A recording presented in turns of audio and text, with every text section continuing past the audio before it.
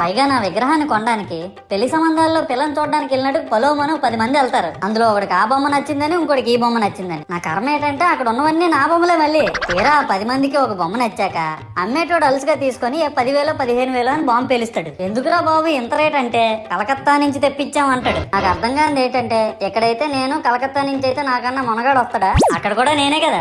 ఇలా నన్ను బజార్లో పెట్టి బేరం ఆడి నా మొహానికి ముసుగేసి వ్యాన్ ఎక్కిస్తారు. ఆ వ్యాన్ డ్రైవర్ గాడు నేను ఉన్నానని కూడా చూడకుండా ఏదో ఆలోచించుకుంటా డ్రైవ్ చేస్తా గతకల్లో గబ్బి గుబ్బి అని తించేసి నా కాల్లో చెయ్యి ఇరగొట్టేస్తాడు. ఈ విషయం చందాలు ఇచ్చిన చిన్నోళ్ళకి తెలిస్తే మళ్ళీ ఇరిగిపోయిన బొమ్మ పెట్టకూడదని ఏ బొమ్మ రాసి కవర్ చేసేస్తాడు. సరేలే జరిగిందేదో జరిగింది, నా భక్తులే కదా కూల్ బ్రో అని చిల్లయ్యే లోపు నన్ను పందిర్లో పెట్టి ముసుగు తీసి నాకన్నా పొడుగున్నే సౌండ్ బాక్సులు 2 నా చెవులు పక్కన పెట్టి డీజే గణేష్ బ్రో అని చెప్పి నా పాటలను కూనీ చేస్తారు. సరేలే పిల్లలు కదా ఇప్పుడు కాకపోతే ఎప్పుడు ఎంజాయ్ చేస్తారు, కాసేపట్లో పూజ స్టార్ట్ చేస్తారని వెయిట్ చేస్తా ఉంటే ఆ 5 రూపాయల వ్రతకల్పన బుక్ చూస్తే అది ఎక్కడ